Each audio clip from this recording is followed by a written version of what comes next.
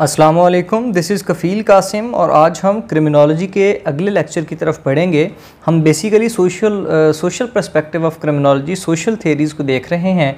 हम ये देख रहे हैं किस तरह सोसाइटी के डिफरेंट कंपोनेंट्स किसी भी बंदे को जो नॉर्मल है उसको डेविएंट बनाते हैं या उसको क्रिमिनलिटी की तरफ क्रिमिनल्स बनने पर मजबूर करते हैं।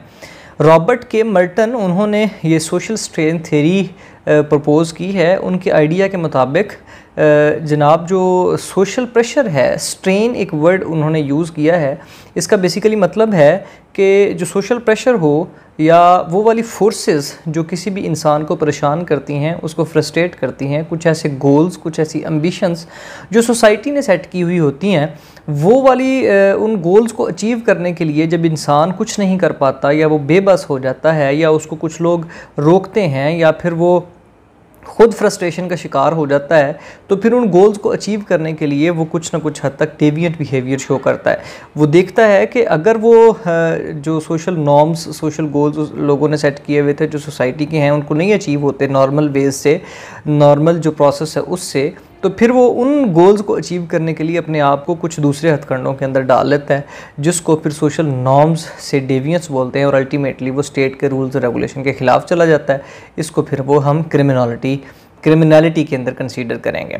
रॉबर्ट के मर्टन कहते हैं कि अमेरिकन ड्रीम एक कॉन्सेप्ट है।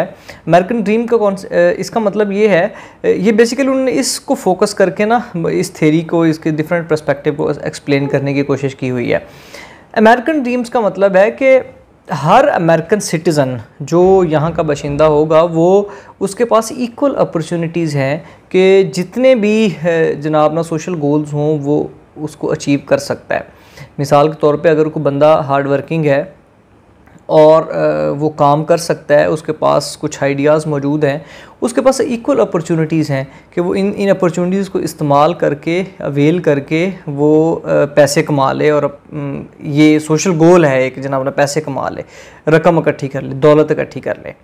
मगर अनफॉर्चुनेट बात ये है कि ये वाला जो गोल है ये बेसिकली किसी हद तक क्लास डिफरेंसेस की वजह से, रेस डिफरेंसेस की वजह से, दूसरी हर्डल्स की वजह से हर बंदे के पास अपॉर्चुनिटी अवेल वो नहीं कर पाता। मिसाल के तौर पे हमारे पास 3 किस्म की सोसाइटी में क्लासेस मौजूद हैं। Number 1 poor, number 2 middle class, number 3 rich and elite class. तो एलीट क्लास के पास पैसे कमाने के जो मौके हैं वो ज़्यादा हैं, मिडिल के पास उससे कम है, जो पुअर है उसके पास उससे भी कम है। लेकिन जो सोशल गोल है कि हर बंदा जनाब ना अपना वो पैसे कमा सकता है, ये किसी हद तक ना एक गलत किस्म का कॉन्सेप्ट है, क्योंकि हर बंदा उतने पैसे नहीं कमा सकता जितना वो ख्वाहिश करता है। क्योंकि जब ख्वाहिश का लफ्ज़ आ जाता है सामने तो फिर, और जब रेस का वर्ड सामने आ जाता है, जब डिफरेंट सोसाइटल बैरियर्स का वर्ड सामने आ जाता है हमारे, तो उस वक़्त वो जो बैरियर्स हैं, वो जो चीज़ें हैं वो इंसान को उसके सोशल गोल्स को अचीव करने में मदद नहीं कर रही होती, जो उसके अगेंस्ट जा रही होती। तो फिर वो जो बंदा है वो प्रेशर का शिकार हो जाता है, वो फ्रस्ट्रेशन का शिकार हो जाता है, या इस किस्म की जो बीमारियां हैं उसको लग जाती हैं। इन बीमारियों के रिज़ल्ट में वो जो socially set rules and regulations होते हैं उनसे वो डेविएट करता है। मिसाल के तौर पे पैसा ही इकट्ठा करना है तो एक बंदा अपना काम कर सकता है, एक बंदा कोई जॉब कर सकता है और एक बंदा चोरी करता है तो वही पैसा तो सब ने इकट्ठा करना। एक बंदे ने रोटी खानी है, एक बंदा कमाएगा, जॉब करेगा, फिर खाएगा, और एक बंदा जनाब ना किसी की रोटी छीन के खा लेगा। खाना तो बेसिकली उसने रोटी को ही है। तो रोटी खाना, सोशल स्टेटस होना और पैसे कमाना, ये कुछ गोल्स हैं जो कि हर सोसाइटी का हिस्सा होते हैं। मगर अनफॉर्चुनेटली इक्वल अपॉर्चुनिटीज़ ना होने की वजह से ये वाले गोल्स अचीव नहीं हो पाते। अब मैं आपको एक इंसिडेंट सुनाता हूँ। एक केस हुआ पिछले दिनों कि एक भाई साहब की शादी हुई। अब हुआ कि कुछ यूँ कि शादी के बाद 1-2 साल बाद ना उनकी बेगम की डेथ हो जाती है। तो जो बेगम का भाई है उसको उसके बहनोई आके कहते हैं कि जो उसका हिस्सा था, उसकी ज़मीन का, उसकी जायदाद का, वो मुझे अब दे दिया जाए।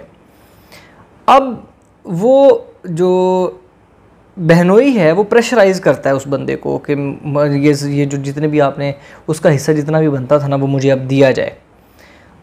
अब after the death according to rules and regulation उस बंदे का कोई भी हिस्सा नहीं बनता जब तक उसकी औलाद का हिस्सा हो सकता था, लेकिन वो फोर्स करना शुरू कर देता है। किसी हद तक उसके पास पावर होती है, वो सोशली स्ट्रांग होता है, तो वो अपने साले को ये फोर्स करना शुरू कर देता है। इन रिज़ल्ट जो वो इनोसेंट बंदा है उसको सोशल जितने भी बैरियर्स है ना वो सारा पता है, वो फ्रस्ट्रेट हो जाता है। फ्रस्ट्रेट होके अपने ही एक्स जो ब्रदर इन लॉ है, जो अपनी बहन के एक्स जो मर गई है उसके हस्बैंड को कत्ल कर देता है। अब ये फ्रस्ट्रेशन का शिकार, वो बंदा नॉर्मल है, अगर उसको सोशल प्रेशर का सामना ना करना पड़ता, अगर उसको उसकी नॉर्मल लाइफ को ख़राब ना किया जाता, अगर उसकी जायदाद के ऊपर कब्ज़ा करने की कोशिश ना होती, अगर उसके जो गोल्स हैं उनको अचीव करवाने में हेल्प की जाती, उनके अगेंस्ट ना जाया जाता, तो हो सकता है वो कत्ल ना करता। रॉबर्ट के मर्टन यही इस किस्म की चीज़ों को एक्सप्लेन करते हैं कुछ अडाप्टेशंस की बिना पे। वो कहते हैं कंडीशंस लोगों के पास सेम होती हैं। कंडीशंस दो ही हैं जी। नंबर 1 गोल्स हैं और कुछ उन गोल्स को अचीव करने के तरीके हैं। अब इस वक्त आपके सामने एक जो डायग्राम नज़र आ रही है, इसके अंदर कुछ ना टर्मिनोलॉजीज़ हैं। एक साइड पे लिखा है सोशल गोल्स, ऊपर लिखा है सोशल मीन्स, इंस्टीट्यूशनलाइज्ड मीन्स। अब आप देखें एक्सेप्ट रिजेक्ट दोनों के साथ लिखा हुआ है। सबसे पहली कंडीशन है कन्फॉर्मिटी की, जिसपे पॉजिटिव और पॉजिटिव 2 साइन बने हुए हैं। इसका मतलब ये है कि एक बंदा है, वो जितने भी उसके पास सोशल नॉर्म्स मौजूद होते हैं, सोशल गोल्स मौजूद होते हैं, वो उनको उनकी लीगल मीन्स के थ्रू ही अचीव करना चाहता है। एक बंदे को पता है कि उसने रोटी कमानी है, पैसे कमाने हैं, या उसका सोशल स्टेटस होना चाहिए, तो लीगल तरीके से सोशल रूल्स एंड रेगुलेशंस के मुताबिक किस तरह जनाब ना वो ये सारी चीज़ें अचीव कर सकता है, वो उन लीगल जितना भी होता है ना प्लेटफॉर्म, उसको फॉलो करता है। दूसरा इनोवेशन है। इनोवेशन में सोशल प्लस पॉजिटिव और नेगेटिव का साइन ना आपको नज़र आ रहा होगा उस खाने में। अनफॉर्चुनेटली ये जो पॉजिटिव का मतलब है कि सोशल गोल्स तो असल में एक्सेप्ट कर रहा है बंदा, मगर उन गोल्स को अचीव करने के लिए जो मीन्स हैं, जो ज़राए हैं, जो मेथड्स हैं, जो प्रोसेसेस हैं, वो रिजेक्ट कर देता है। ये वाले बंदे क्रिमिनलिटी की तरफ निकल जाएंगे, जो इनोवेशन के खाने के अंदर रखे हैं रॉबर्ट मर्टन ने। वो ये कहते हैं कि अगर आपके पास सोशल नॉर्म्स, सोशल गोल्स मौजूद हैं, हर एक के पास हैं, आप उनको इंस्टीट्यूशनलाइज्ड मीन्स फॉलो करना चाहोगे, आप कन्फॉर्मिटी वाले चीज़ों में, और आप बिल्कुल नॉर्मल इंसान हैं।